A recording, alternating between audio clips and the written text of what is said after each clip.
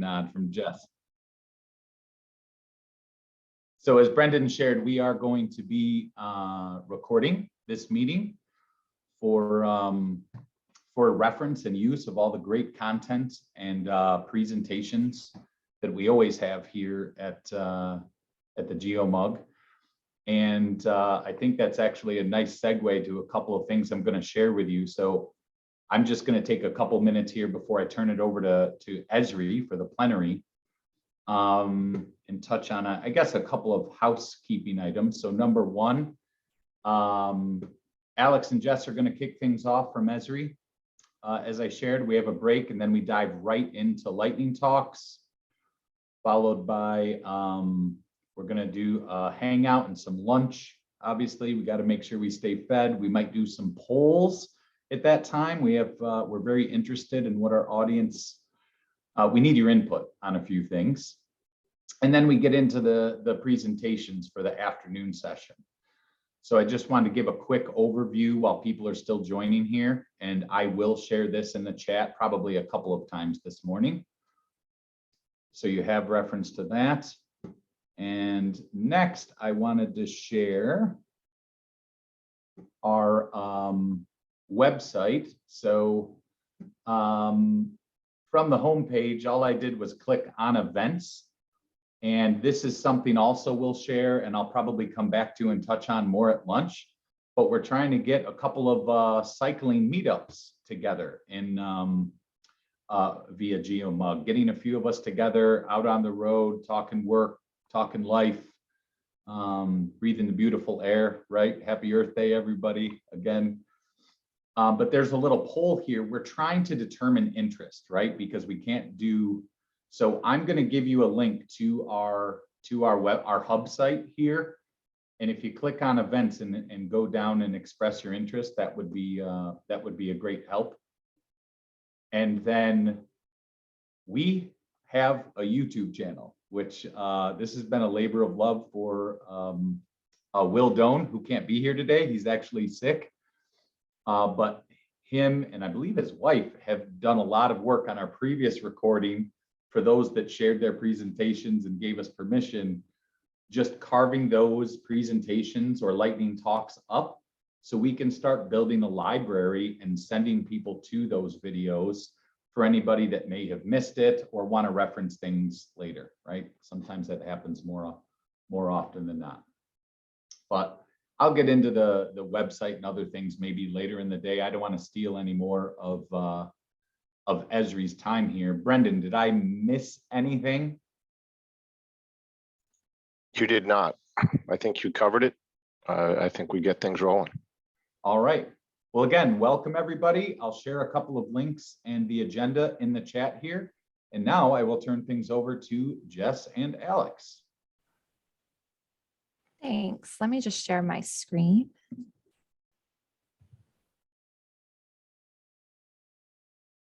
All right. Can you guys see my screen okay? Yes. Cool. Great. Thanks, guys. All right. Well, good morning. Hello. Welcome, everybody. My name is Jess Smith, and with me today, I have Alexander Brown. We're both solutions engineers with ESRI on the state and local government team, and we're so excited to be here today. So I would just like to start off. How many of you have found yourself in a scenario similar to this? You have a regional council of governments that are working together on a statewide initiative, but each partner needs to edit the same set of data. So their problem is to overcome how to accomplish sharing, editing in some of those specific data sets. Or we have something similar, right? So we have two cities, Baltimore and Annapolis, who want to collaborate together on a statewide project. The problem they're facing is how to share that data efficiently. So their workflow needs to allow for both organizations to have a sense of quality assurance and quality control in those edits. Or in our last scenario, we have a county that wants feedback from the public on a proposed land development project. Their struggle is finding an efficient way to reach the public, record meaningful feedback, and what specifically that feedback is allocated to. Well, today we plan on addressing each of those scenarios. We'll focus on the concepts in each of these technology patterns and to demonstrate possible workflow solutions to accomplish those organizational needs. So let's start by taking a deeper dive into how we can share in the ArcGIS system.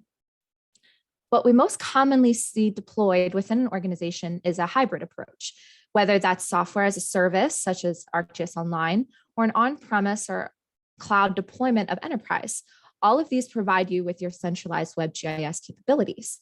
Then you can use ArcGIS Pro as your client connection to interact with either of these deployment models.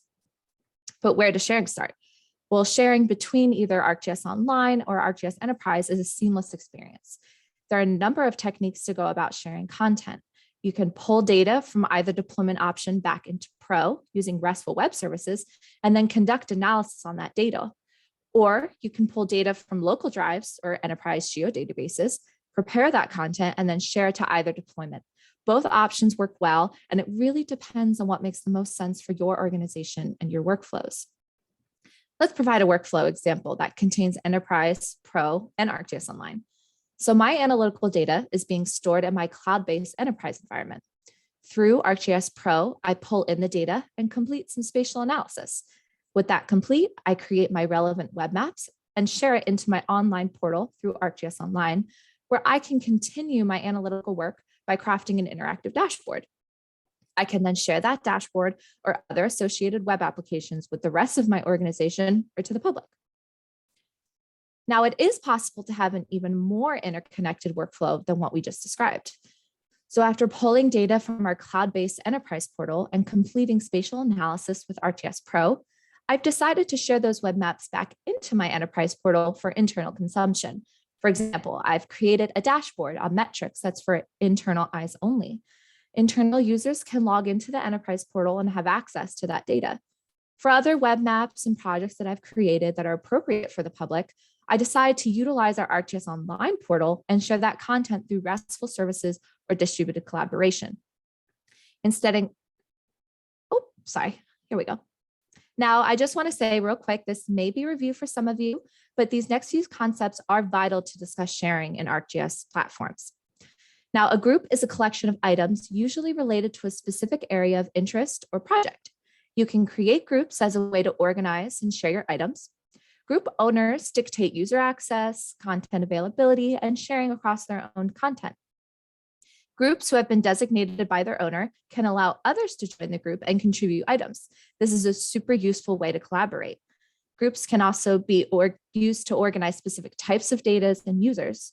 For example, a group dedicated to imagery analysis may contain only hosted imagery layers, and only members with privileges to perform imagery analysis will be invited to join. Now, groups are not limited to organizational users. They can contain different forms of data, such as feature layers, web maps, or tables like CSVs. All content shared to a group will grant members access to that data.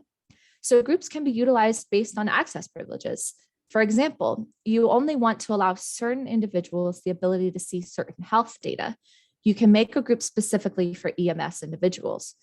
You can also use them as a collection of items. If you want all of your flood mapping data in one spot for your floodplain analysts, you can have it shared to that group for easy access. There are two kinds of ArcGIS Online groups with update capabilities and those without. Both types of groups have a different administration process. So these shared update groups are useful for someone like shift workers in operations centers who need to update maps underlying their apps and dashboards and other situations where multiple people need to update the same item. This kind of ArcGIS Online group with update capability can come in hand if you have collaborative editing between your organization and external stakeholders, for instance. This can restrict what outside organizations can view, even if they are invited group members into your ArcGIS Online group. There are currently 4 sharing options available to users for items in ArcGIS Online and Enterprise. Our first option is that locked or not shared option. With this setting, only administrators are able to access that particular item. Your second option is you can share an item with one or many groups. And like I said before, with group sharing, only the users who are members of that group can have access to that particular item. So the functionality enables sharing and collaboration in a secure way amongst a predetermined set of users. And groups are often used for your project work, events, or simply to enable sharing within a department. This third option, you can also share an item with your entire organization. This option is most useful if you have an item where you need everyone in your organization to have access. So rather than creating one large group, you can immediately share it with everyone in your enterprise. And lastly, we have the option to share it with everyone. This means that if your enterprise is enabled for public access, you can share items without the need for any authentication. This can be helpful for scenarios where you need input from the public via a survey or other crowdsourced means of data collection. For our discussion regarding distributed and partnered collaboration, we'll be focusing on that second option, which is sharing an item with one or many groups. So now I'm actually going to pass it over to Alex, who is going to take some time to discuss enterprise data sharing and collaboration workflows.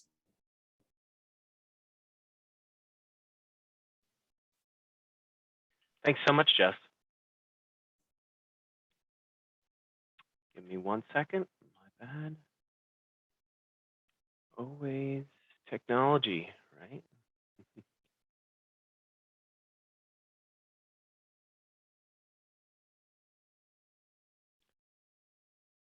Can you see the PowerPoint? Great. Yep. Yep, you're good. Awesome. Okay, so first, before we really jump into collaboration, I would like to revisit the diagram Jess showcased earlier.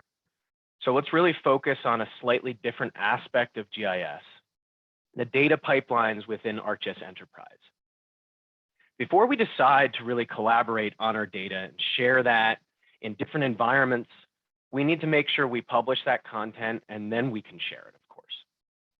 Most of these types of workflows should be very familiar for all of you as GIS professionals in some capacity. So the first, connect to network file shares. That's where our shared project data is housed. We bring that into Pro, visualize it, conduct analysis, and then we publish that directly into Enterprise.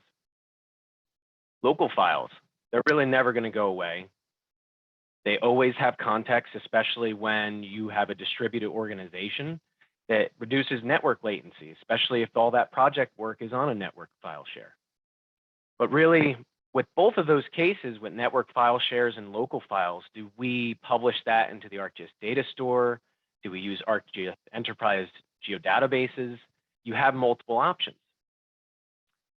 Relational database systems. So this includes our enterprise databases, but also our other business systems that we have access and want to integrate within GIS. Once again, we have two options, reference the data from the database so it's a live connection between ArcGIS Enterprise and your relational database content, or publish it into the ArcGIS data store so it's hosted and stored in that system or ArcGIS managed data repository. And really another option is adding RESTful services directly into Portal. So let me expand on that last option, really. This pattern is used in a lot of the organizations that ESRI supports, still to this day. I really want to highlight, though, that this is a manual process. You find the REST endpoint of partner agency, you copy the URL, you manually go into the portal of ArcGIS Enterprise or online, and you register a new item. Now we can propagate that item into different applications and maps, but ultimately this URL is updated, right? We have a potential issue.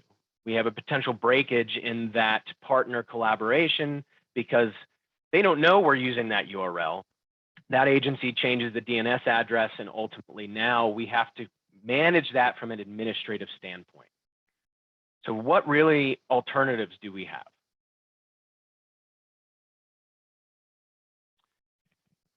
This should be somewhat of a review if you've seen distributed collaboration over the last couple of years. It's not a new concept, right? It provides us the capabilities of sharing content between multiple environments, predominantly an enterprise and an enterprise, or an enterprise and an ArcGIS Online. Trust is a critical part of this process, and of course, it's driven by groups. So one aspect I will focus specifically is shared editing capabilities that came out at 10.9.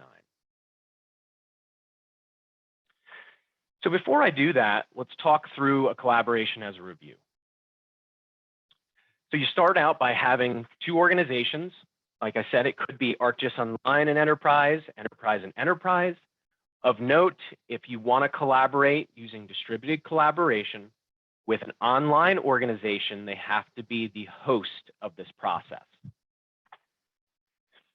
So setting up a collaboration is a series of steps between the two administrators in the org where they send a request and response files, they integrate and set up that collaboration in those two environments.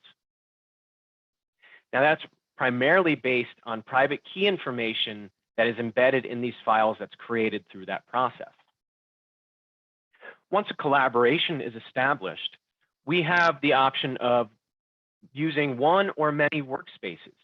Really, the workspace level, think of it as, do I have multiple projects that have different data syncing needs? So maybe I have one data set that only needs to be synced once a week, but I have other data sets that need to be synced on a daily or hourly basis. You can drive that using particular settings at the workspace level in your distributed collaboration. Reason Jess covered groups is you're going to see the pattern, right? Groups are really our entry point to establishing our distributed collaboration.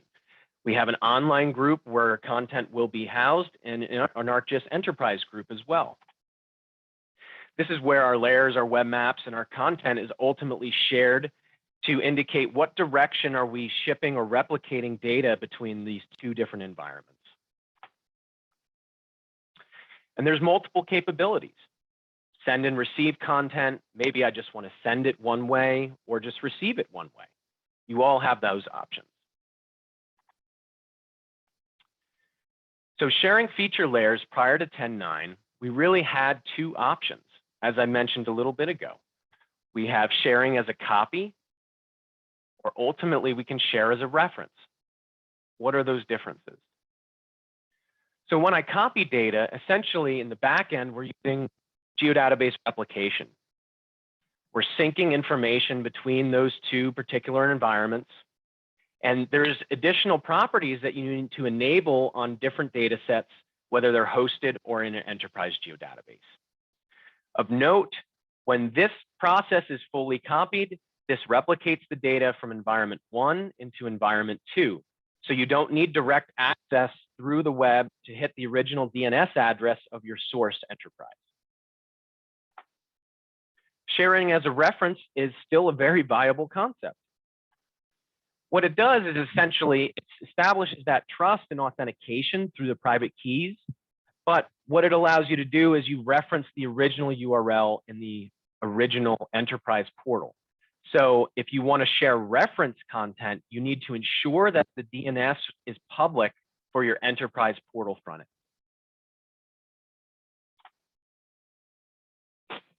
So now beginning at 10.9, 10.9.1 as well, we have a different option now in the copy. Not only can we sync edits that are done by the owner on a schedule, but now we can do shared editing on the same data set in both of these environments. What do I really mean? So in this particular example, we have enterprise and enterprise, or enterprise and online. We're essentially copying or replicating that data from environment 1 into environment 2. That data is then propagated into field applications, where it's actually brought down as a offline data set. So that's actually replicated again into our mobile devices. Edits are made in the field, and then they're synced back with the destination ArcGIS Online or Enterprise. And then ultimately now through these new shared editing capabilities in distributed collaboration, we can sync that data from the original data sets in the two environments directly. So one aspect I want to articulate is prior to 10.9, in the scenario where we have two ArcGIS enterprises, they both set up send and receive collaboration workspace. This would result actually in two copies of that same data in each enterprise, as there was no shared editing capability prior to 10.9. So edits from, if we look on the very first line, that source would then go into essentially data set 1 in the destination. And then the destination edits that are in data set 2 there move to a different data set in the source. It was effective, but utilizing shared editing, this can be a much simpler and more effective model. The initial authoritative data is published, and then it can be edited directly in both environments and kept in sync through this process. We definitely listened to a lot of our customers when it came to distributed collaboration, and this was expressed over and over again as a direct need to be able to streamline and make your workflows more efficient. What can we publish? Hosted data from the ArcGIS data store. We can use traditional SDE, non-version data sets with archiving enabled, sync essentially enabled, branch version data sets. And for each of these types of feature layers, shared editing supports both attribute and geometry synchronizations. So how do we support shared editing? Our system requirements are rather straightforward. So we absolutely need ArcGIS Enterprise at 10.9 or greater, or just an ArcGIS Online because it's since been updated. Now, when we move to the right, our collaboration workspace, we have to create the workspace in 10.9. If we have a prior version, that won't be able to utilize this new capability. It has to, and the workspace also has to be configured to be able to share feature layers as copies, and then the two-way sharing feature is actually enabled in addition. You can see that both the guest and the source or the host need to have both a send and receive setup, because naturally we're sending edits bi-direction. And then of course, there's additional considerations on the actual data set level to support sync, bi-directional editing, replica track. So if we look at some of those features just from a REST endpoint standpoint, I have a hosted service.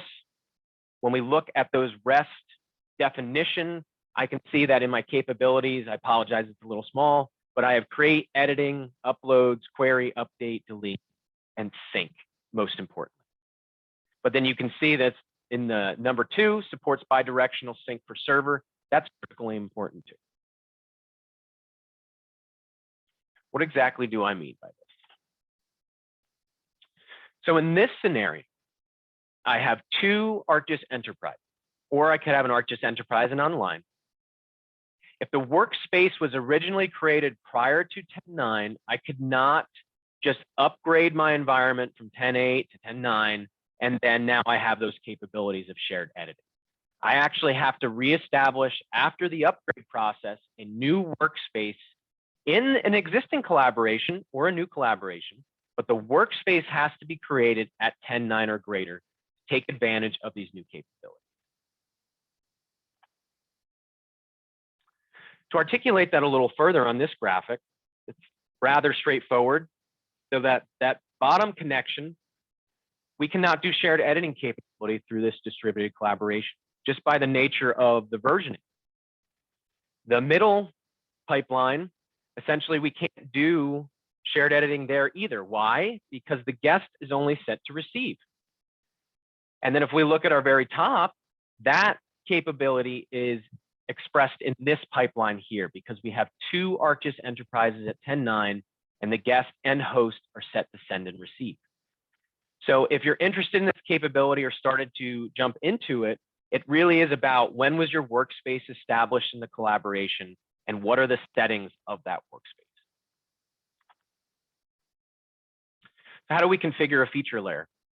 Besides the enterprise version requirements and the data requirements that we have, you will also need ArcGIS Pro 2.7. This is to properly enable the capabilities on your data sets to support that shared editing capability. There's some other scenarios too. So publishing using ArcMap, maybe an earlier version of Pro. So feel free to ask us some specific questions, during the session or at the end, or it'd be a great opportunity for you to engage with your ESRI account team to talk about those specifics of how this technology can benefit your workflow. So each collaboration participant, when we synchronize shared edits, can configure when content is shared with the collaboration workspace. This process, of course, is known as synchronization. Whether it's the guest in this scenario that's going to initiate the sync, they essentially, they share their feature layer through that workspace collaboration.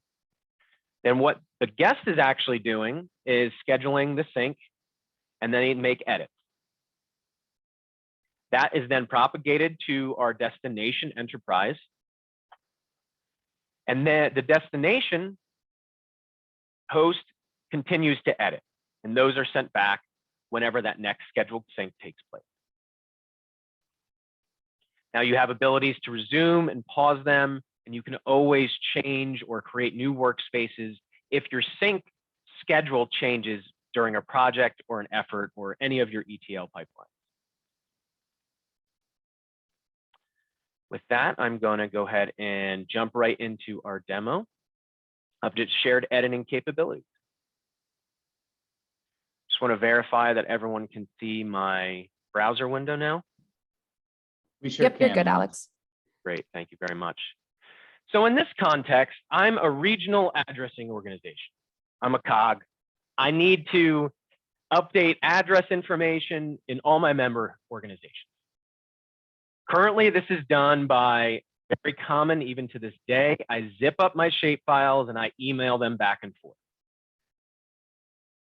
To streamline the workflow and make things more efficient, what they've done is set up a two-way collaboration between the in-house ArcGIS enterprise, which we're looking at right here, and their own ArcGIS Online organization, which they've invited all the users from their member or partner organization into.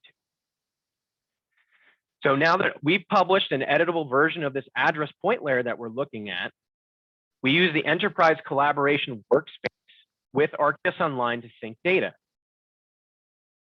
First thing, as the host or the COG, I'm going to actually edit, and I know that we're missing an address. So I'm going to go ahead and add a new address entry. Now, in particular, I'm not responsible for filling out this address information. I just know we're missing this data set. So I'm going to go ahead and add that, and I'm going to set it to pending.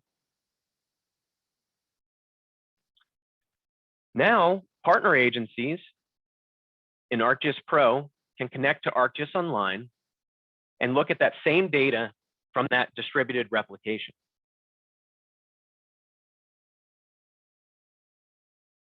So you can see after I refresh my map, it requeries my endpoint. And there's my new entry that's added to the map.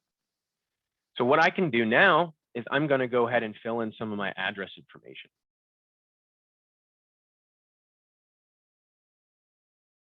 I might have a Zoom issue on my hands. I did see it there for a second. I saw it too, Alex. You're not crazy. When you say a Zoom issue, do you mean a zoom in or a zoom? I don't know, zoom in or zoom out. So this is a critical moment for all of you to recognize that this does happen to ESRI. So just know that we feel your pain every day. We know exactly what you mean. So what I can do is I'll just refresh this map. I'll show it on the ArcGIS Online synced map. Okay. So what I can do, whether in Pro, I'm having a Pro issue essentially. So you can see the data is now in ArcGIS Online just by my URL nomenclature right here. So I'll go ahead and edit this directly in this web map versus Pro. But the idea is now, by being one of my partner agencies connected to this data, I have the ability through Pro or online web maps or specified applications to now edit that content. So what I'm going to do is populate some of this information.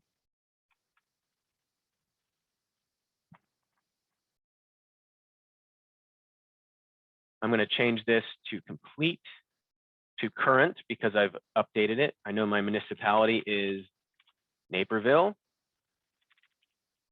We're in Illinois, US. If I go to full road name, full address is Royal St. George Drive. So if I search for this in the domain, I go ahead and I save my edit. So now, of course, that data is updated in ArcGIS Online, but I won't actually see that data data edit in this shared editing environment available until I synchronize that. So in ArcGIS Enterprise portal, in my collaboration settings, once I jump into my collaboration and I see my workspace that's established, my two-way collaboration, I just sync this.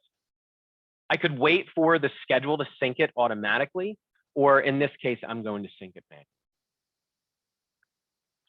So coming back into ArcGIS Enterprise, I'll go ahead and refresh my map.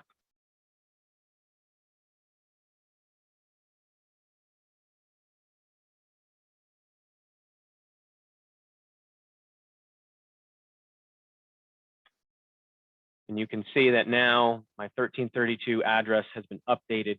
And instead of me having to take multiple data sets and manually reconcile those together, essentially we can edit the same data set in multiple environments.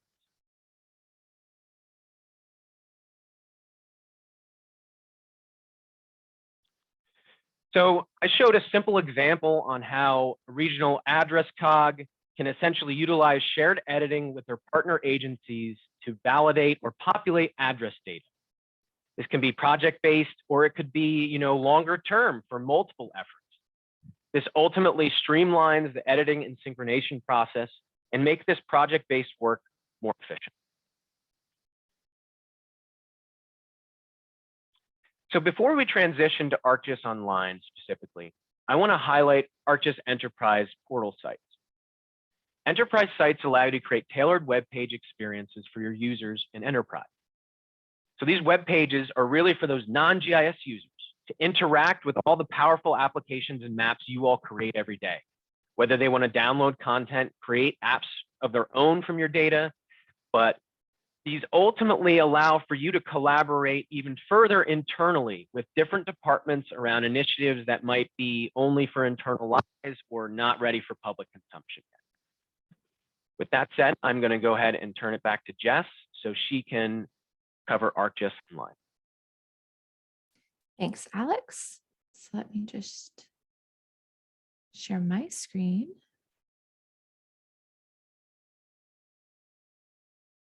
Great. Can you guys see my screen now? Yes. Perfect. Okay, so yes, so now we're going to transition to discuss ways to share and collaborate through ArcGIS Online.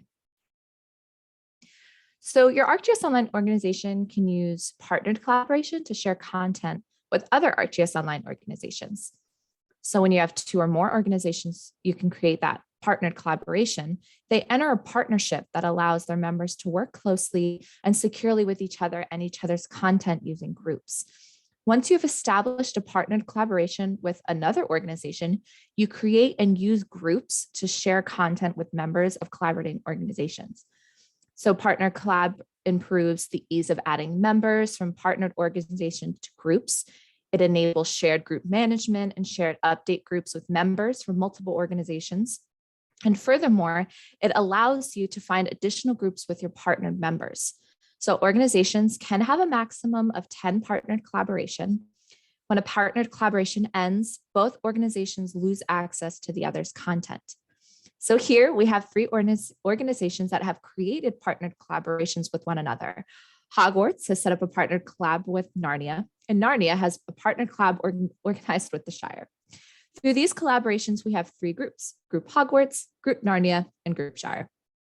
In Group Hogwarts, the group is owned by an organization member from Hogwarts, like Dumbledore, but they have allowed a member from their partner, Narnia, to be a group manager. So they have also invited a member from the Shire to be in the group to have access and contribute data. In Group Narnia, group membership is restricted to partner orgs only, so only Hogwarts and the Shire. The group is owned by a collaboration coordinator, but the group manager is from their partner org, so either Hogwarts, the Shire, or both. Lastly, we have Group Shire, and group membership is restricted to partner orgs, so only Narnia. The group is owned by an organization member, so the Shire, but they can invite members from partner orgs like Narnia. There are no other group managers, so the group owner has complete control over the group. So as you can see from these examples, there are a number of different workflows your organization can partake in to collaborate with others. You can collaborate with specific people from partner organizations. You can allow partner organizations to manage memberships. You can choose to collaborate with partners only or collaborate with any organization.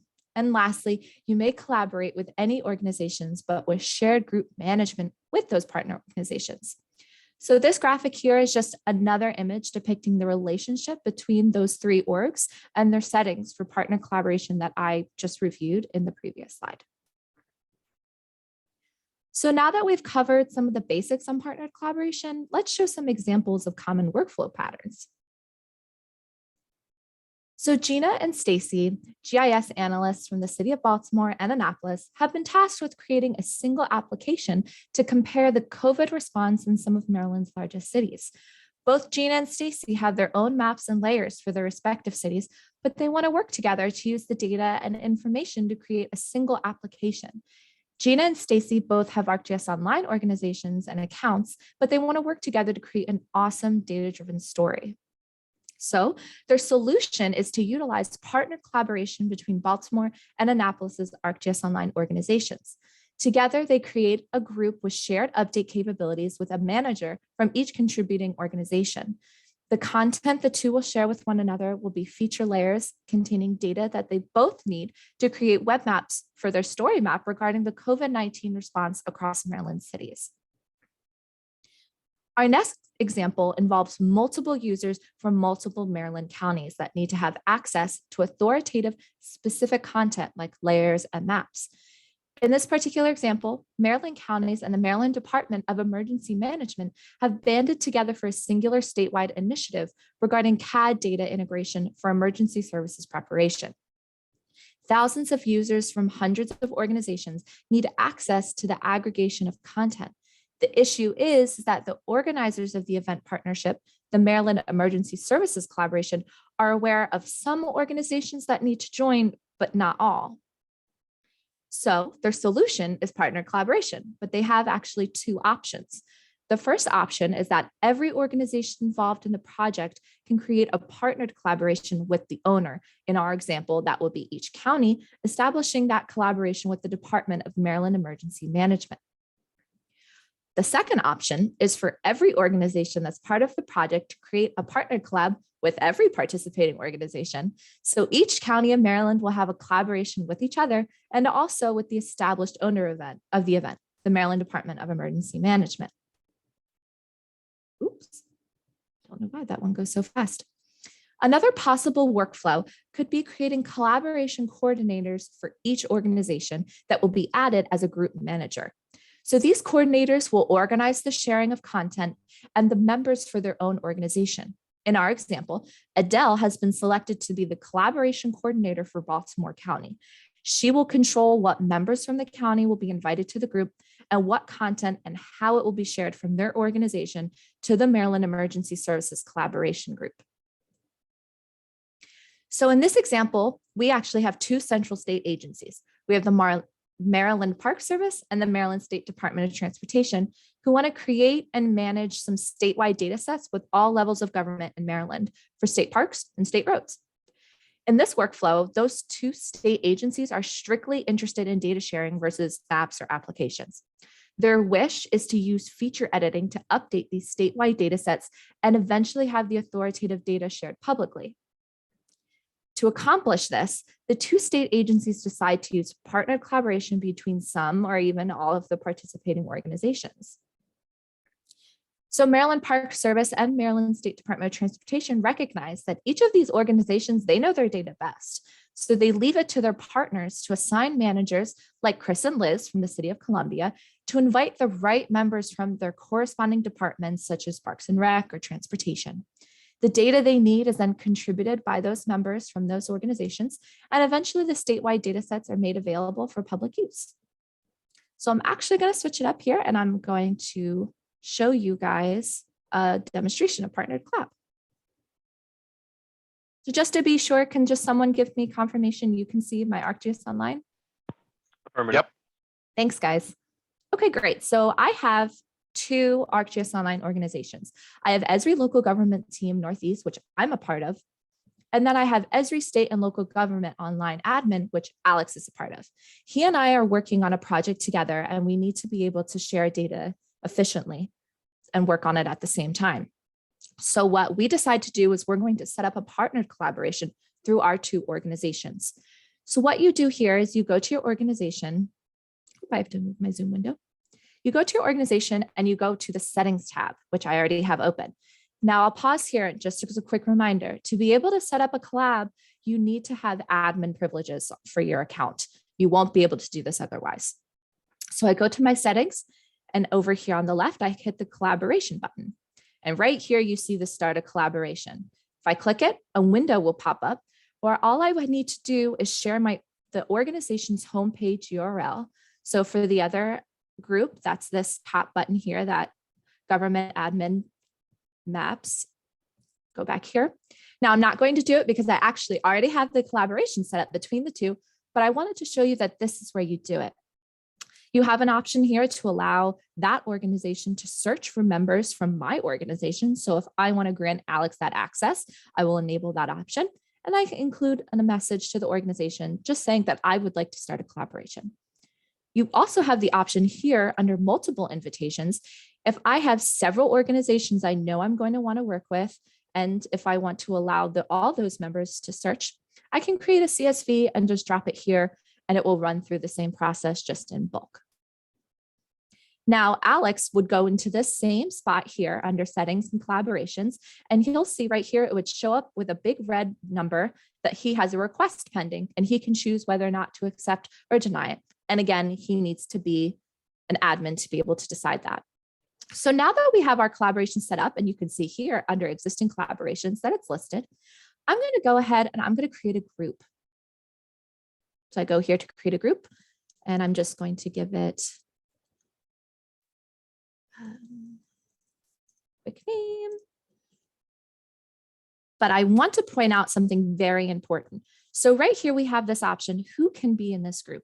It's vital that you select partner collaboration and my organization members only for this option. If you do not, your partnered organizations will not be able to join this group. The other content is depending on your workflow and what you would like. I'm just going to leave it as the default for now. The second thing I want to point out is right here, this shared update option. Item in this group will be editable by all members of this group. If I do not select this option, it will not allow group members from collaborating organizations to be able to update. So it's very important that that option is also selected. The other options I'm going to leave on default for now. So I hit save. And real quick, I'm just going to add something to this group that Alex will be able to work on. We're working on hurricanes. It's going to be hurricane season soon, so may as well get a jump start on it. So now I'm going to go and I'm going to invite users. So right here on this side, you'll see a little filters button. Include this and partnered organization members. You need to select this to be able to see members from your partnered organization. So if I go up here and I search for Alex, I run into an issue. He's not there. Well, this is because he needs to be a collaboration coordinator in his own org to be able to join a partner collaboration group. So real quick, I can just go in here. So it's safe. And now he's a collaboration coordinator. Another thing I want to note, he also needs to have his profile set to public, or I, in a different organization, will not be able to search for him. So if I go over here, I hit that filter, and there he is, Alexander Brown. So I add him to the group, and now he will be able to go in, see this group, and see this content to be able to work on it with me. So let me just go back. So just as a quick summary, I showed you guys how to invite another organization using the organization's URL, where you would go to either accept or decline an invitation, how you grant access to search for members, the importance of collaboration coordinators, and then how to set up the group for partnering, define group membership, or add and invite members from partner organizations. So another way to share data with external stakeholders is by inviting them directly to join your ArcGIS Online environment. There are numerous ways to do this, depending on the number of external members needed to be invited into your online environment. Through the invitation process, you may assign a number of additional member privileges at the same time. For members you've invited but who have not yet joined, you can resend or remove the invitation. One thing to know about invitations is that there are time limits. So members who only have 14 days to accept an invitation before it expires. Also, it is always possible to remove the invitation even after it has been sent. So one of the last collaboration options we wanted to cover today is ArcGIS Hub. Unlike the previous sharing options, this one leverages an app that enables the option to collaborate not only within other organizations, but also with your constituents. So ArcGIS Hub is ultimately an all-inclusive community engagement platform that hosts data sharing, establishes town or countywide initiatives, and leverages the broader community. But we focused on making this system simple to use. So it just sits, it's browser-based, and it sits on top of your ArcGIS Online deployment. If you have access to ArcGIS Online, you have the ability to initiate collaboration through Hub. So there are 2 licensing levels available for ArcGIS Hub. The basic level is included with every ArcGIS Online organization, and it allows you to create custom sites through which you can share data openly to the public, privately throughout your organization, or selectively with trusted collaborators. By upgrading to the premium license, you'll gain a second ArcGIS Online organization, the community organization, that hangs off of your main employee organization. The secondary organization is separate but connected, and it comes with a select number of license accounts that you can assign and then share content with at your discretion. You'll also be able to schedule events and create templates of the patterns and content you've built into your site for sharing for reuse. Now, here's a quick graphic that shows you the features that come with both basic and premium, in addition to how it differs from enterprise sites. So as Alex mentioned earlier, enterprise sites is a way to share data. However, it is primarily a one-way engagement and doesn't facilitate communication with constituents. Unlike Hub, enterprise sites is primarily used for internal collaboration instead of external organizations or the public. So Hub for ArcGIS works as a web platform for information. After deployment, you essentially create a community ArcGIS Online group that residents can join and interact with the data you make available. This can streamline active collaboration through an organization, the community, or third-party organizations. Using a Hub, a user can identify frequent collaborators to their data and even onboard newer collaborators by setting up a community account for those individuals. By combining Hub with our powerful survey tools, you can gauge interest and even find new collaborators through follow-up surveys made available on your Hub site. The screenshot here is an example of a Hub site from Maryland's Department of Transportation, highlighting their projects throughout the state. So ArcGIS Hub provides better collaboration within communities by supporting feedback tools and events so that the community members can evaluate goals and know when events are occurring in their own backyard. So this example is from Maryland Environment Trust's Hub site, providing information on conservation easement monitoring, but calling for local volunteers. And lastly, Hub provides a modern approach to community building and a platform to encourage people to be part of a citywide initiative. Here we have Washington, D.C., who's using a Hub site to inform and prompt cleanup events across the district, as well as manage volunteer activities. Another great example I want to highlight is New Jersey's Office of Emergency Management. We assisted NJOEM in setting up an ArcGIS Hub organization. And with this premium Hub site, county ArcGIS Online users were able to collaborate on data with the department, along with the public through that option of community identities. This workflow is the perfect example of community collaboration that is possible through ArcGIS Hub.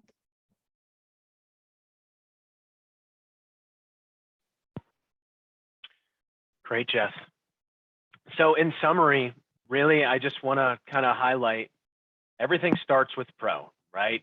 Bringing data in, whether it's ArcGIS Enterprise we want to eventually publish to, or ArcGIS Online. Groups are our cornerstone for enabling multiple patterns, whether it's distributed collaboration with shared editing in Enterprise and Online, or ArcGIS Online to Online using partner collaboration. We definitely encourage you to look at enterprise sites for internal collaboration to expand your ability to disseminate your information, the amazing apps and maps you all create every day to those non-GIS users. Keep doing that, and really look at Hub and ways you can engage with your constituents. But at this point, we're just going to open up for questions, and we're really excited that you had us, talk today. We had a lot of content here, so we have a lot of resources in the presentation. But at this point, if there's any questions, we'll take those.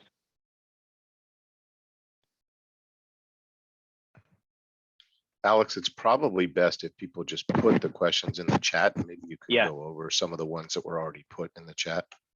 Sure, perfect. So Brendan, to answer your question first, so what happens if two people edit the same features?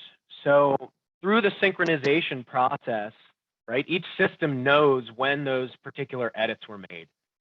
So if that example I was showing with an address, so if in Enterprise I make the edit and I say my address is 1500, well, as soon as I save that edit, right, that data set knows when that edit took place. The ArcGIS Online user, or that partner agency, essentially goes ahead and edits that same feature. It takes place after the edit in Enterprise. So when that sync happens, that ArcGIS Online edit to that same feature will superimpose or basically get rid of the previous edit, because it's what it was the last edit from that environment. So in those cases, right, it's very specific to design a workflow that you don't have, okay, both agencies doing attribute edits or geometry edits. It's like, can we segment that out, or, basically publish data in different zones, but you can still edit all in the same feature. That way you just ensure that no one's accidentally overwriting an edit that just took place in the past. I was assuming that you'd also, this works well for people who have their own geography, and it's Yes. unlikely that people are going to edit in other areas. Absolutely. So that's, the address, if we had multiple municipalities like rolling up to a county, like that makes a lot of sense, right? We're validating from a regional perspective what each of these municipalities' understanding of their own addressing would be, so to say.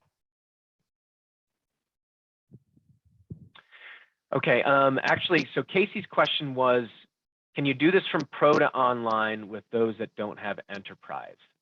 Could you actually expand that a little bit, Casey? Do you mean, can I just have multiple users connect with Pro to ArcGIS Online to do shared editing?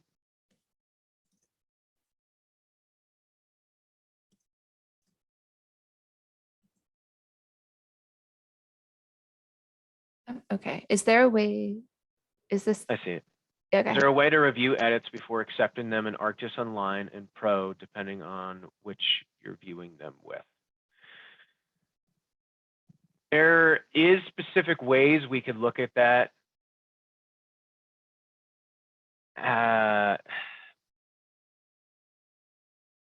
That's a good question. I think I'm going to have to get back to you on that, just because I don't think I fully understand your context, so I apologize.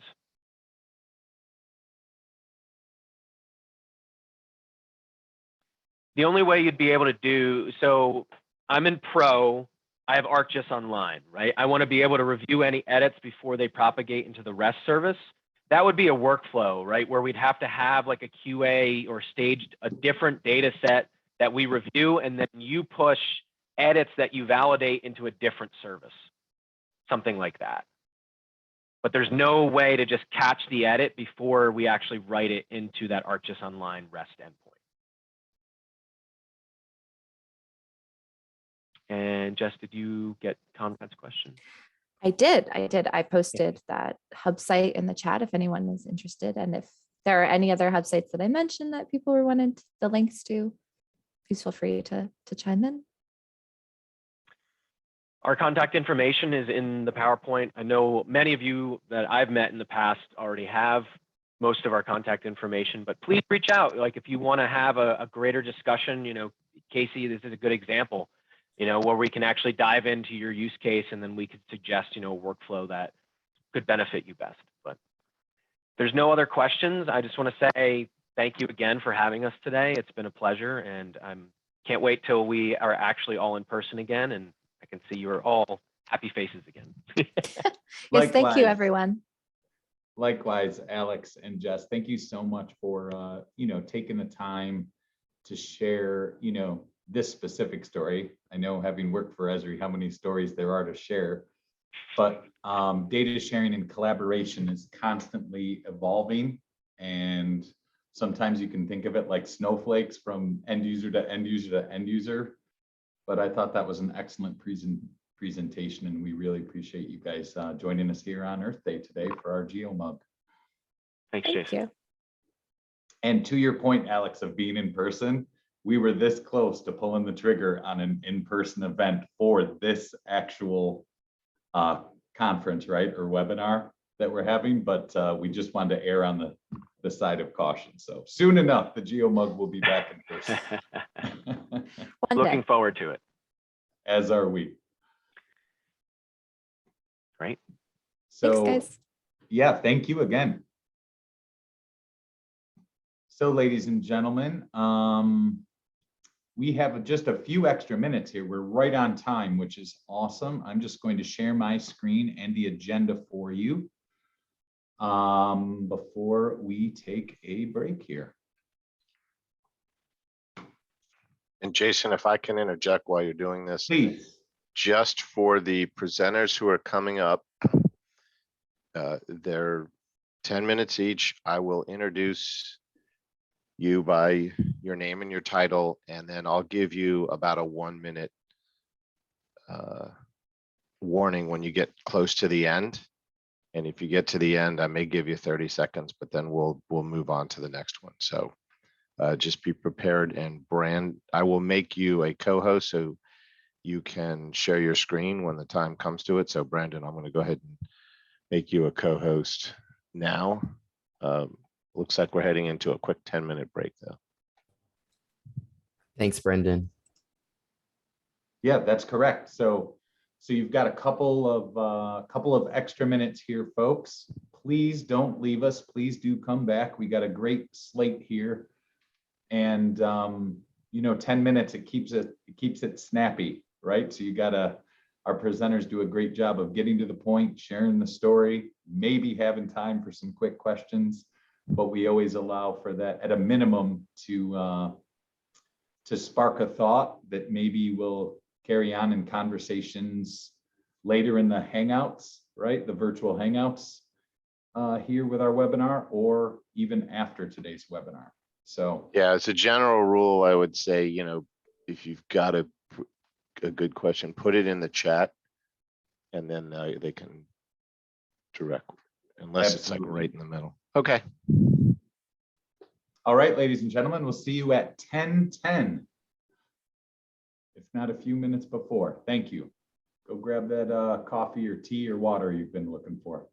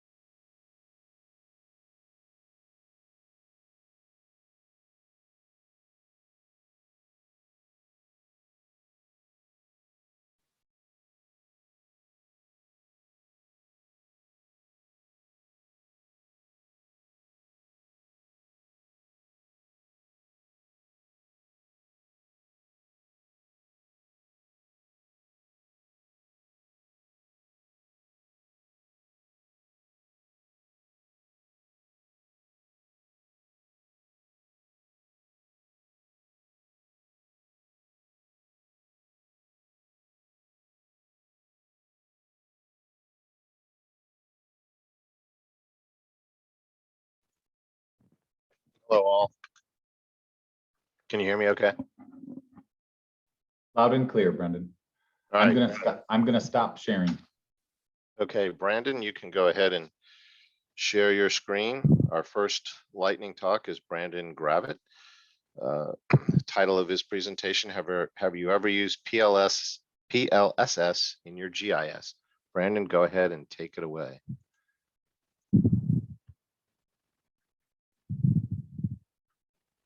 I can't hear you. Pardon me. Hello, everyone. My name is Hey. Brandon. Hello, everyone. My name is Brandon Gravett. I'm happy to be here with you guys on this beautiful day in Fairfax, Virginia. And I'm a geospatial analyst for Dewberry, involved with them for about 3 years now. Some of the most recent stuff I've worked on is conducting damage assessments using aerial imagery, as well as visual assessments on the ground after severe weather events. And that's what my presentation is going to touch upon. Let me get my PowerPoint going. All right. So yeah, like I said, today my presentation is going to be covering what the PLSS or Public Land Survey System is. Just to forewarn you, instead of saying PLSS, I will interchange that with township and range, just so that acronym doesn't get too watered down, because if you say it enough times, as I've done in my research, it can kind of just be word soup. So that I'll be covering that, what it is, what it's not. I'll be also showing a demo or technique that uses township and range in order to confirm addresses for large surface features, such as quarries or other types of facilities that would be readily identifiable via online aerial photography. So without further ado, I'll go into the first slide here. So before I start, a book that helped a lot in my understanding of township and range is titled Measuring America by Andrew Linklater. He really gives some important context for the land ordinance of 1785 and also the profession of surveying during this time. I'd also mention there's a great lecture he gave to the National Archives. It's on YouTube. And one of the takeaways that I got from his talk was just the massive effort that was undertaken to survey all of this acquired land and large land sales and to be made into property that was wrapped up within 100 years of the original sale of land. I'll provide a quick quote where he said, where Andrew Linklater said that it was the most astonishing man-made constructs on earth. It is more extensive than the Great Wall of China. So I just thought that was a interesting view or way to think about this public land survey system. So the public land survey system, it was begun in Ohio on September 30th, 1785, when Thomas Hutchins unrolled a 22-yard chain as specified by Congress called the Gunter's chain, very close to a rundown city at the time called East Liverpool. The land had to be converted to property, it had to be surveyed, and the land would then be sold. So that was to cover a lot of the expenses that we accrued during our founding as a country. The system extended westward through other unsurveyed lands to the Pacific coast and Alaska, and a series of principal meridians and baselines control the surveys in parts of all of these states. The system was constructed based on an initial point, which is referenced on this marker here.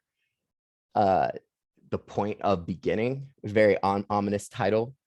So at this initial point, there was a parallel of latitude, a baseline, and a principal meridian, which is a true meridian running through the initial point where they surveyed. From these two lines, the hierarchical system of townships, north or south of the baseline, and ranges east or west of the principal meridian were constructed. And so within each township and range, there are, as you can see from my box here, 36 1 square mile sections that were surveyed, making up a 6 mile by 6 mile square rectangle. The Bureau of Land Management map here on my next slide shows the principal meridians and baselines for those states surveyed with the PLSS. And the states that are not colored are the exceptions due to the implementation of prior systems such as meets and bounds in the original 13 colonies for land subdivision. So one of the major things that was stressed to me during my research from all of my sources was it's important to understand that township and range is not a coordinate system. And you will not find it in ESRI's spatial reference list or the European Petroleum Survey Group codes or the well-known text files. However, almost all historic and current topographic maps from the USGS or US Geological Survey include township and range tick marks or grids. And in recent years, surveyors have been recovering the historical township and range marker posts and assigning GPS coordinates, usually in state plane systems. So to summarize, it is used to locate areas, not points. It isn't rigorous enough for spatial analysis, like the calculation of distance or direction. It is not a grid imposed on a map projection, but actually lines measured on the ground by surveyors. Since the township and range framework is constructed from ground surveys, it has plenty of irregularities. In the first place, you can't lay out a grid of perfect squares over a large distance on a round earth.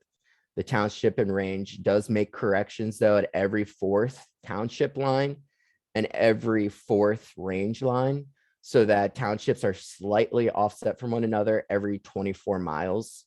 Nonetheless, the township and range is a very successful system, and it does actually remain the basis for most land ownership documents in the USA, which gets into how we're kind of locked into the acres and the old style system, not a decimal system of measurements like the metric system. So township and range also provides a system of subdivisions and number systems. Many large facilities have post office box addresses with no street address, but include a township and range field for reference. So this description field can provide valuable information in verifying that a facility was actually damaged from the actual path of a storm or other natural disaster through the locator add-ons. So this in my PowerPoint is an example of facility with only minimal information about its location available. The city and state, Auburndale and Wisconsin, are provided, along with a rather cryptic description. A more interpretable natural language description for the highlighted township and range record is northwest quarter of the southeast quarter of section 23, township 25 north, range 4 east. So that was a mouthful, but as you can tell, they start from the smallest description of land and it moves out to bigger and bigger. So this diagram helps clarify the township and range description where it's shown highlighted in the center, with further quarter and 16th subdivisions shown. In this case, they're further subdividing the facility location to the northwest quarter of the southeast quarter. So I will quickly show my demo. I have added it to the chat. I will add it to the chat after I finish presenting. But as you can see, I've already added the information about the facility into my website here called EarthPoint. It's pretty handy because it can create a KML file that I can use in Google Earth to verify that this is where the facility is actually located. So I will go ahead and press fly onto Google Earth to generate that KML. And we'll let that open. And I'll open this file and let Google Earth load.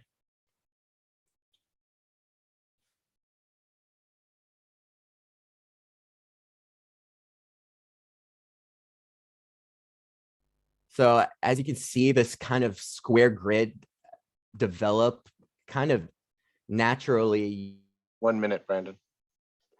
You can, it's almost like if you're flying over it, you could, thank you, Brendan. You could kind of see where this is located. And as you can tell, that water treatment plant is located in that 16th section of the township and range. So to wrap up, a final note about the PLSS, meridians converge to the north. So as surveyors move north, townships didn't match up with those further south. And another thing about these irregularities, it's not a great system for computerized map coordinates when you want a regular XY grid. Use universal transmercator or SPC grid instead. Awesome. So thank you so much for letting me present today, and I will stop my video. All right, stop. Awesome. Yes. Lee, you can start sharing your video. Love your image there, Lee. Our next presenter is, okay, go ahead and stop sharing, Brandon. There you go. There we go. Next presenter is Lee Thank you. DeCola. The title from organization is Data to Insight. Title of this presentation is The Great Acceleration Earth Since 1901. Lee, I will let you take it away. You're on mute.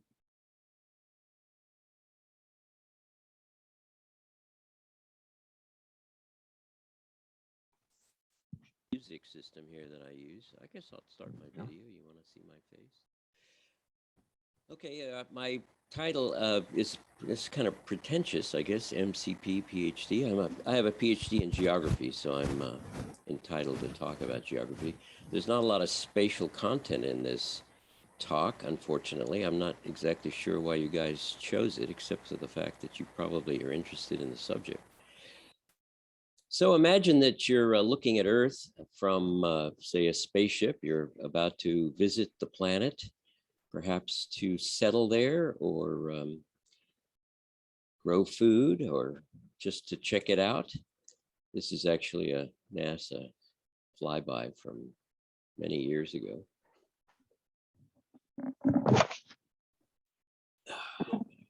To the next slide. The next slide. So as I said, there's the spatial dimension of this presentation is essentially 1 pixel, about 10,000 kilometers on a side. But what we're doing is going to be measuring 7 World Series over a period of 118 years. So I tend to view everything in terms of 3-dimension space, time, and measurement. So we only have essentially 1 spatial point. You could disaggregate this, and let me point out to you that there's a considerable degree of spatial analysis behind the scenes, none of which I have done. All of this spatial analysis was done by several organizations. So let's think of the Earth in terms of several balls or shells, starting with what I call the lithoball at the very bottom of the Earth's content, and extending out through the sun to what I call the helioball, the ball that determines the sphere within which the sun affects the Earth. Obviously, it's a much larger area than that. So I think it's important to think about the fact that we're dealing with a considerable degree of spatial complexity. Here is the metadata for the 7 World Series. All of this is online. I'll show you, at the end of the talk, I will show you where the data can be found. So I've been compiling these data sets for about 10 years. And this is kind of the order in which I selected them. There's no particular significance to them, but I started out, I said, if one wants to understand the Earth, one needs to understand the impact of solar energy, the temperature of the planet, the precipitation, the population of the Homo sapiens on the planet, the carbon emissions of those animals, and the effect of that emissions on CO2. And finally, a data set I added recently because I'm involved in a NOAA project studying the Potomac, I decided to add sea level to the data set. So there are the 7 series, and I've given each of them a nickname. just to simplify things. So whenever I make reference to, say, population, if you go back to the prior slide, population is going to be a measurement of billions of people. Emissions is gigatons of CO2 per year and so forth. Sorry. So these data sets, which I'm going to, for the purposes of the rest of the talk, I'm going to label A through G. Considerable amount of my research in the past 30 years has been devoted to fractal geometry. And if you look at those data sets, look at the next slide, which is a kind of a three-dimensional representation. If you order those data sets by the extent to which they are random, from the least random and the most regular to the, from the most least random and most regular to the most random and least regular, you can see that there's a considerable degree of variety among them. So one way of looking at this is, by the way, all this programming is done in R, but the data are available as a CSV file.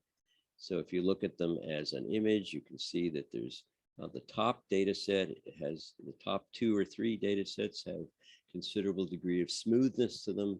But as we progress from what's called a lower fractal dimension to a higher fractal dimension, the data sets become considerably more complicated. So let's look at each of them. And I have to admit that for each of them, all right, so here are the data sets.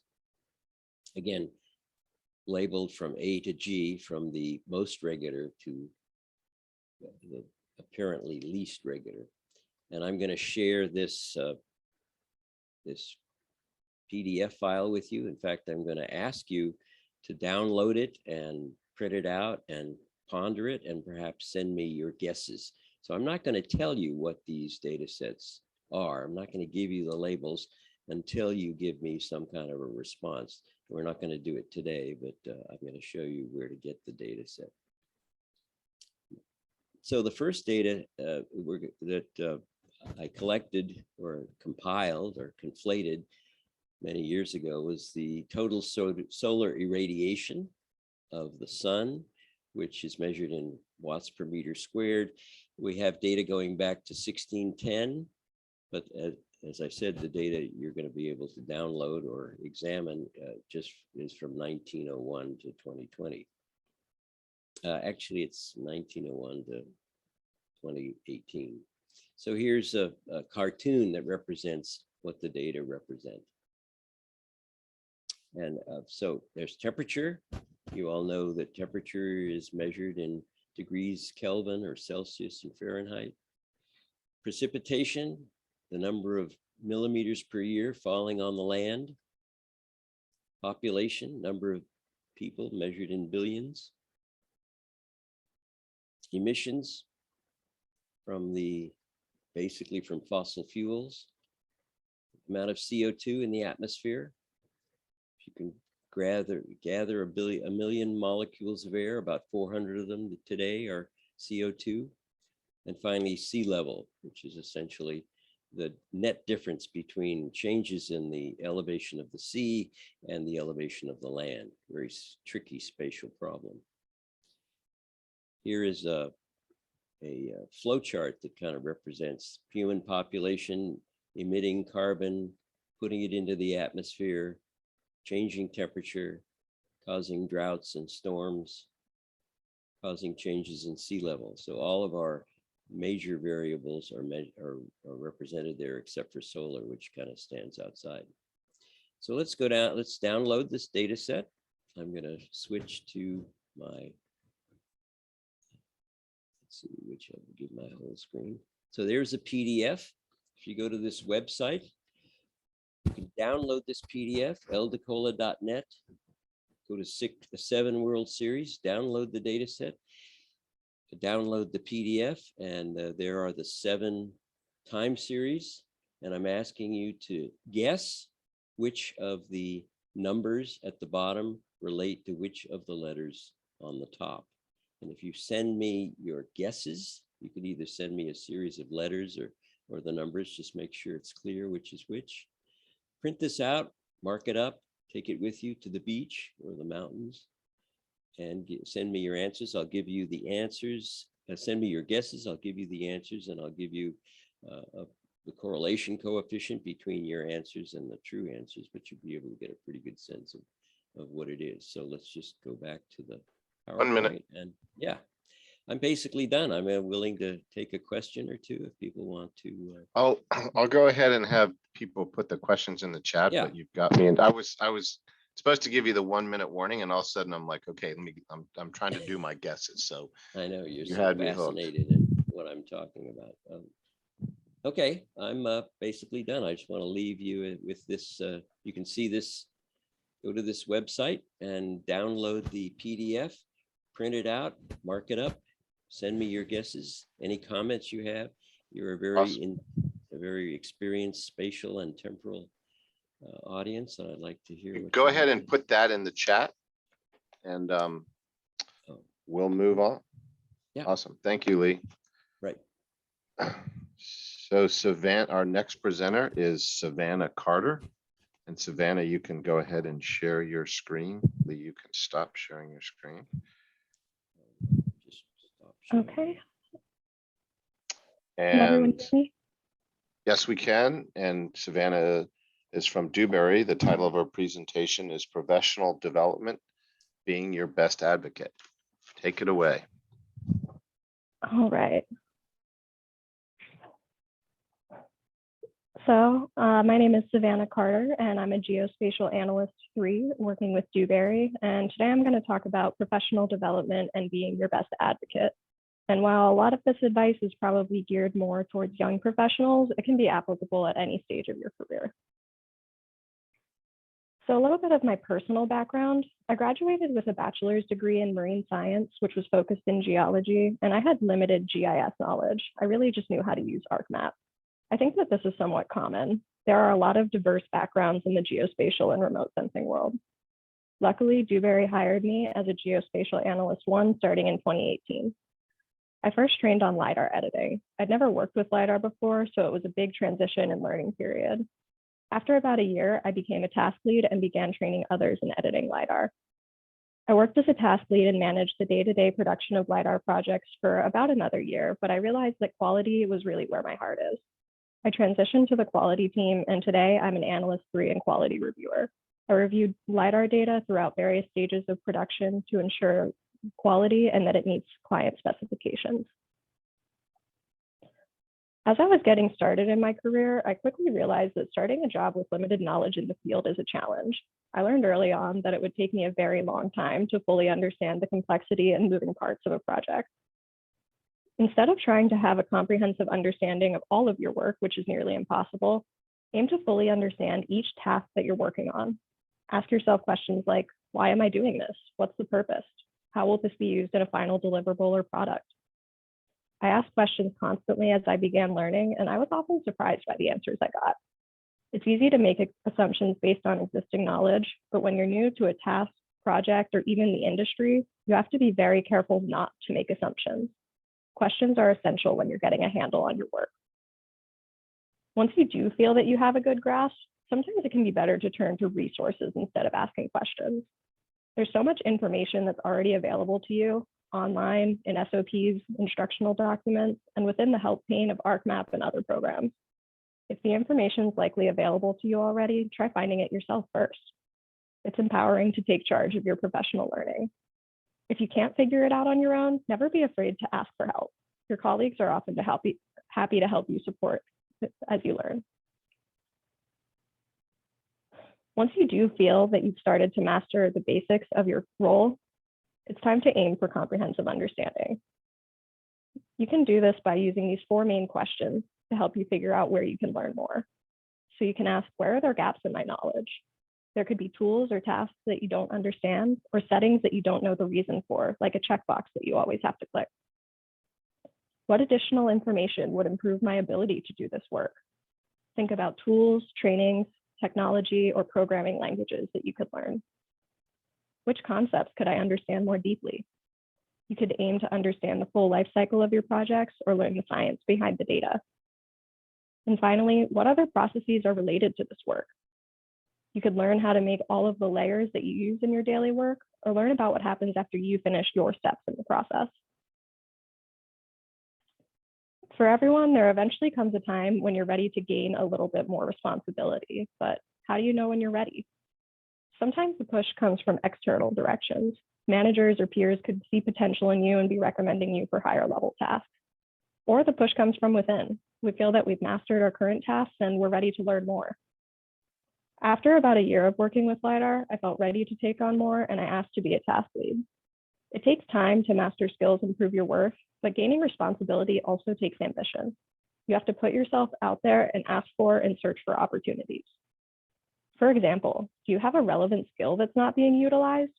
Maybe you're extremely skilled with creating story maps, but it's not in the realm of your everyday tasks.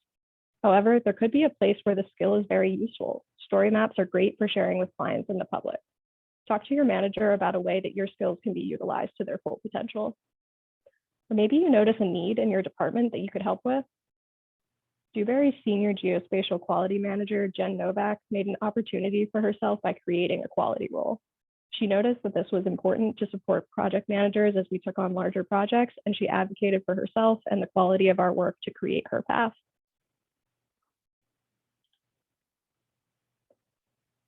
So what do you do when you're ready to try something completely new or different? You may not even know where you want to go, just that you're ready to branch out and change it up. The first step is identifying which direction you want to go in. If you already have an idea of what interests you, that's great. If you don't, then it might take time to figure out. The easiest way to learn about the opportunities that are available to you is to speak with your coworkers, managers, and express your desire to learn more. You are your best advocate, so it's important to be vocal about your interests and the kind of work that you hope to do.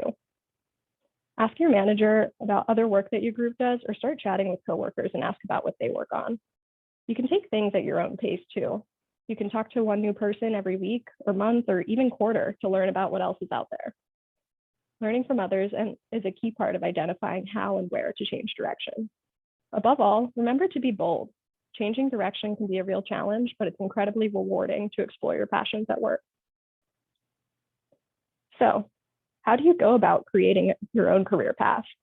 It's important to remember that these are custom and evolving.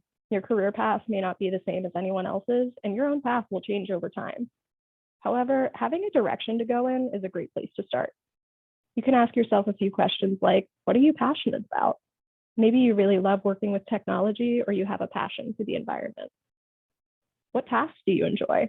It could be broad. Maybe you enjoy independent versus group work, or specific, such as preferring vector data to raster data. Are there any higher positions you could see yourself in one day? Think about people that you work with in higher positions and what they do, and which of these might seem appealing to you. If you're not sure exactly what their job entails, this is the perfect time to ask as you're figuring out answers to these questions. Note that you're not limited to existing positions. New markets and technologies are emerging all the time. Maybe you envision yourself in a new future role working on data automation. And finally, what trainings or certifications would help move you in the right direction? If you wish to work with technology, certainly learning more programming languages or software could be beneficial.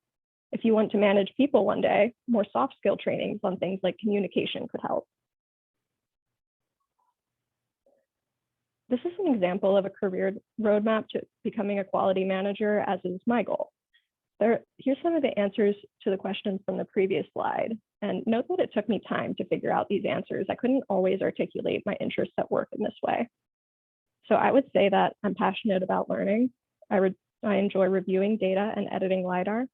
I could see myself as a quality manager one day, and trainings or certifications that would help me include quality training, LiDAR training, and ASPRS certification. For this example, the first three boxes are what I've already moved through, analyst 1, 2, and 3. My goal is to become a senior analyst, assistant quality manager, and eventually quality manager. But I want to give a few caveats to better demonstrate the changing nature of a career path. It's possible that you can make a case to skip certain steps based on your experience level and contribution. Maybe someone who worked as an analyst 3 had an incredible amount of responsibility thrust upon them, and they took it on so well that they moved straight to assistant production manager. Or there could be an analyst 2 who's very skilled in technology. They could be taking courses to further their knowledge outside of work. And with the analyst, or with a contribution they make at the analyst 2 level, they could move straight to assistant technology manager. It's also possible to change directions multiple times. Maybe the person who'd worked in technology for a while ultimately decided they wanted to work in production. This is basically all to emphasize the nonlinear and evolving nature of our career path. Your career path could have many more branches than this. You may change directions multiple times throughout your career. Having a path in mind, though, can help us work towards the goal and determine if it's truly what we want. Finally, when we're trying to branch out and move up, there will always be some new challenges to face along the way. You got to learn to communicate with everyone. I started out with superiors because they are key in moving up, having challenging conversations with your manager about your role and direction, but it's important to communicate with peers too, to learn from them and share knowledge. You could learn a new skill. There's always room for a few more, like sharpening your soft skills, such as professional writing, or hard skills. Lean into your weaknesses. This is a difficult one, but it's important. Go ahead and wrap up. Okay.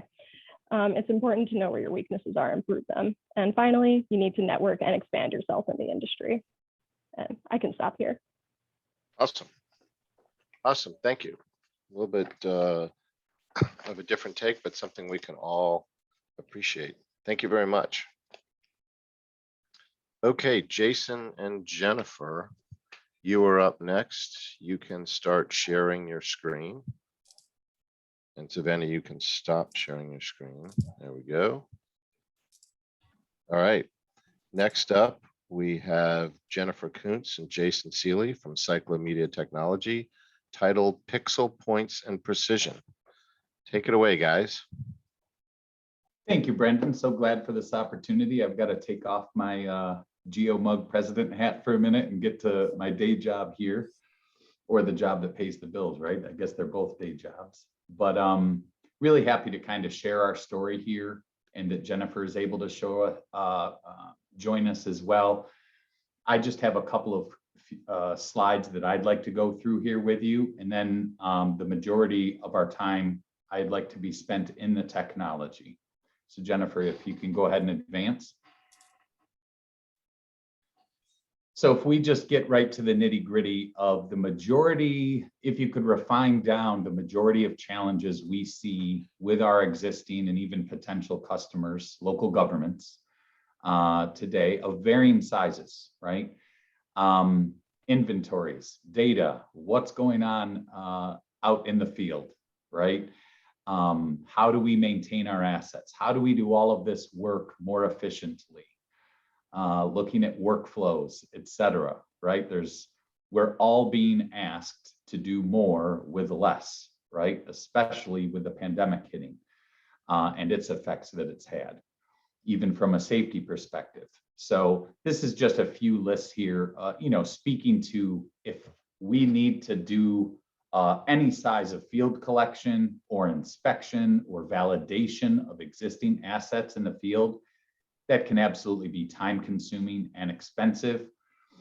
And if your current inventory is not geolocated or usable in OMS software that's available to you, that's other challenges. And then what I've already touched on there is employee resource constraints, right?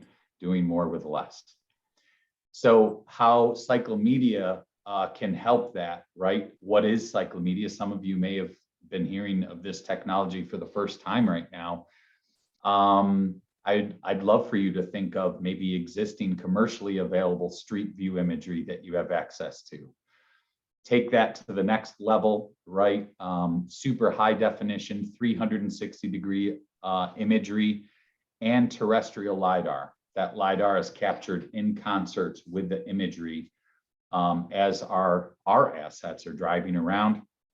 And then those 3D streetscapes are delivered to our customers and allowing folks to view a condition inspection of their right-of-way assets, right? Anything that can be viewed in the right-of-way can be analyzed, validated, extracted, et cetera. And probably the most important thing to mention here is even though we provide our own SaaS solution out of the box, the majority of our users take our data and our API, and they integrate it with things like ESRI, right? And things listed there, ArcGIS Pro, online, web app builder, et cetera, giving people that view.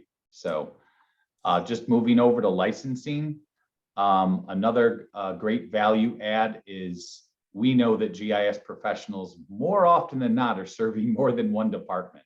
So depending on your use case or needs or what agency may have budgeted for our technology to come to town, this slide is really just saying everybody gets the benefit from it, right?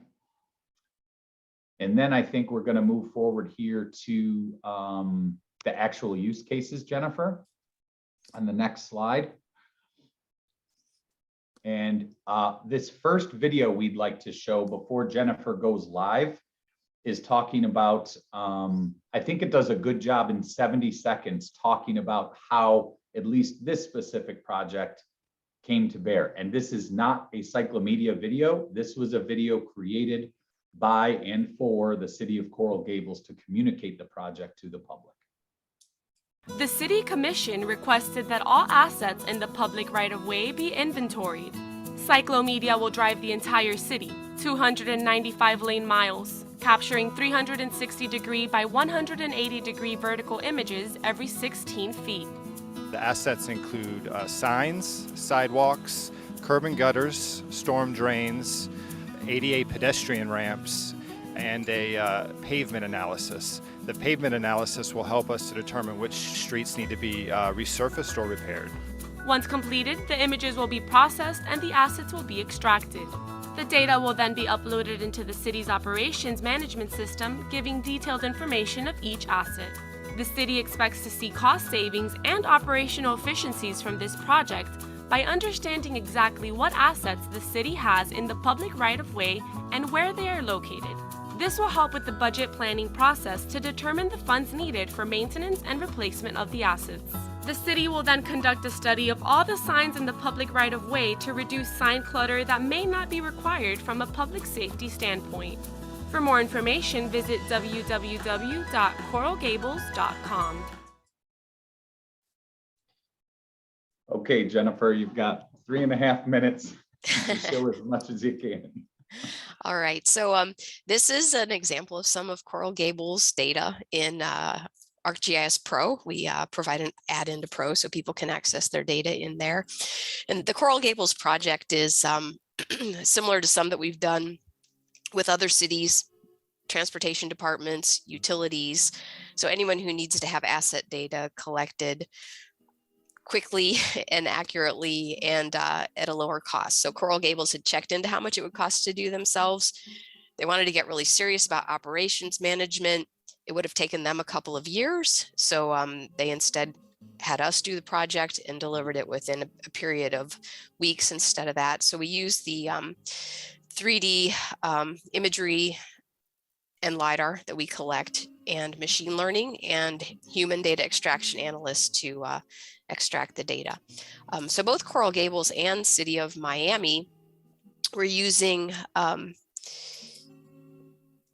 get over there, cartograph operations management software.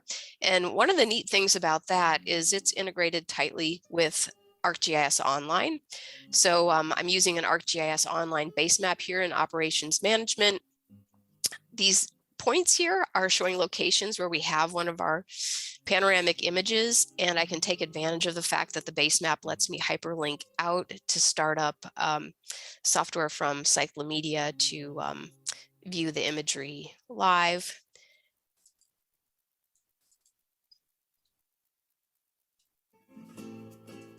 Not sure what's happening there.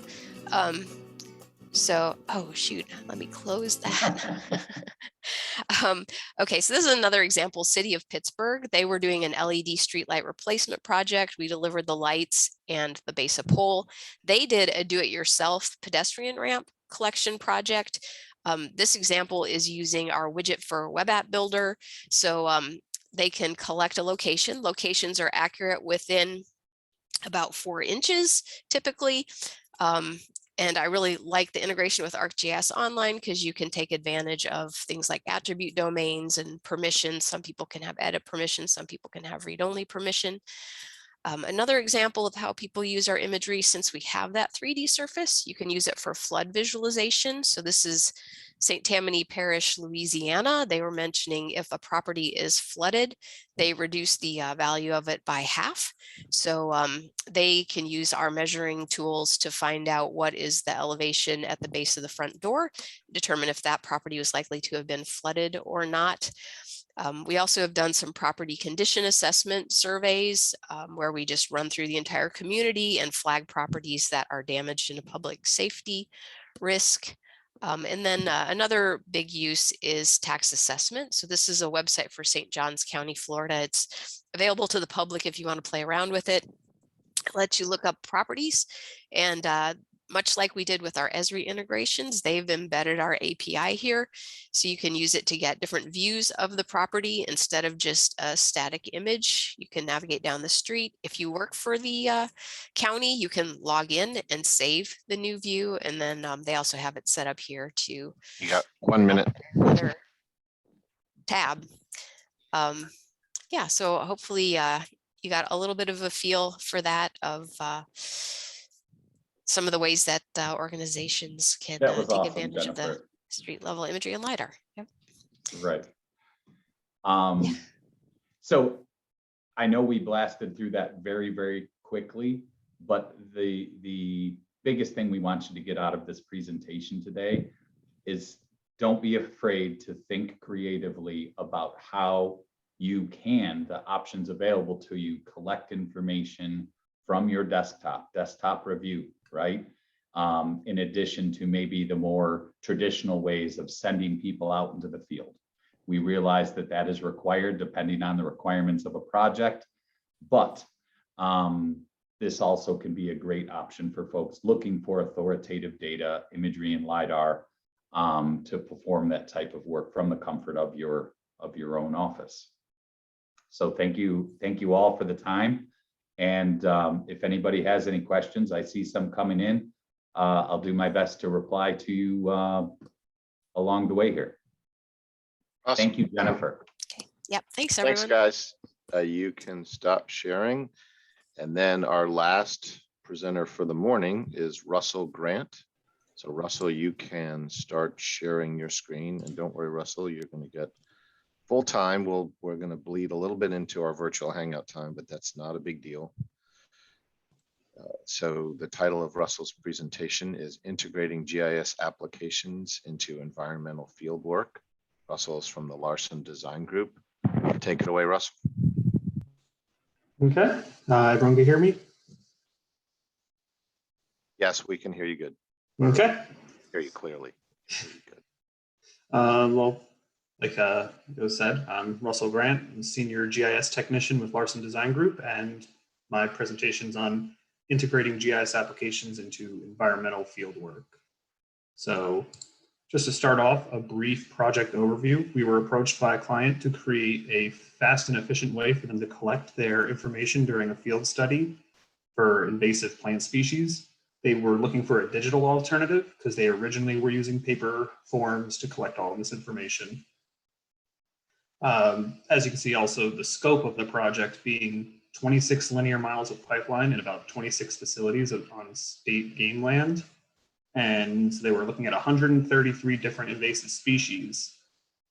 We had to create a large grid system that had 3,489 grid blocks in it.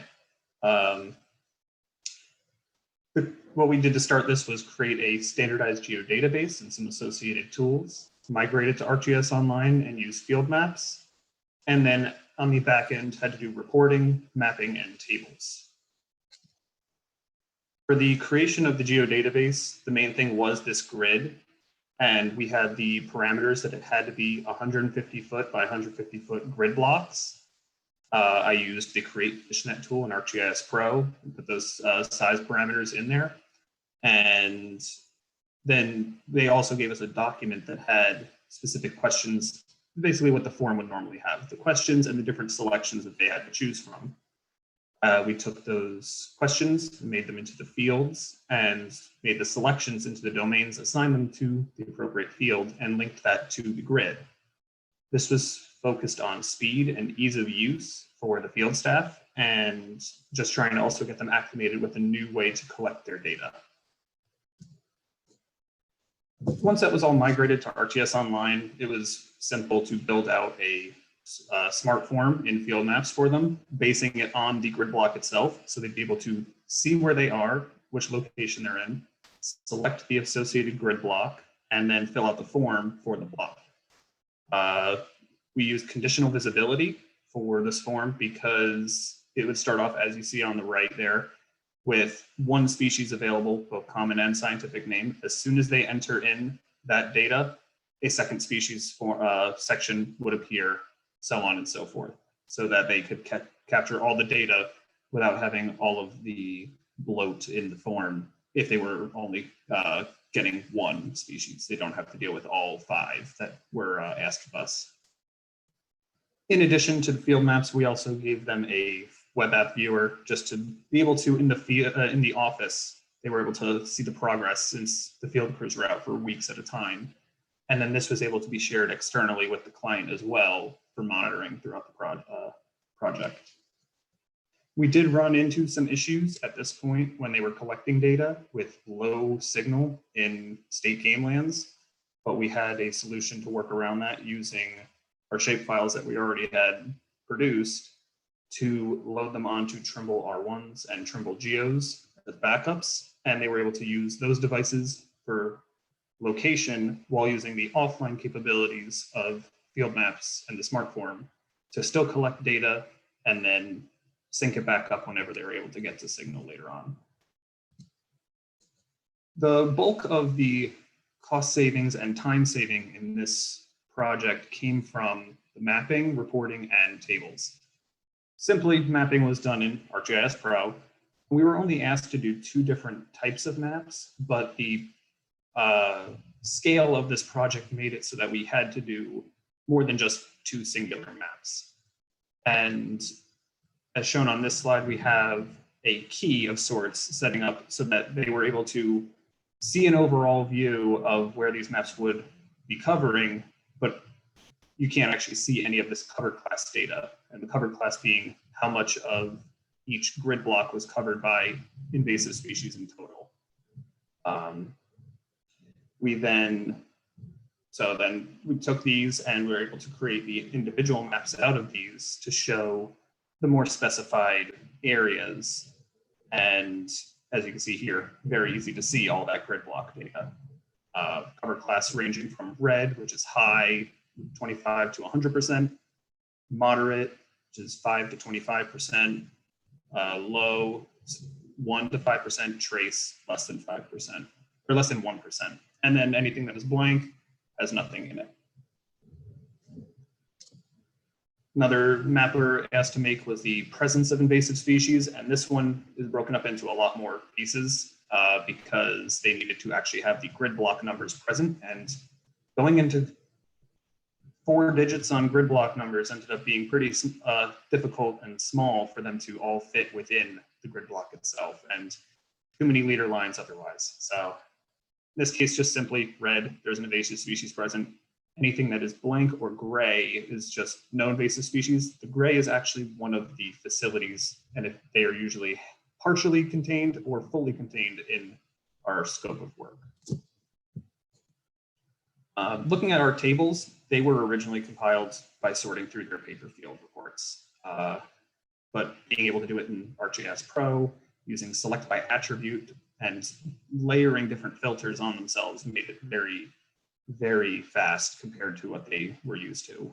And then also just being able to export a sorted table with bases set up almost for report use off the bat.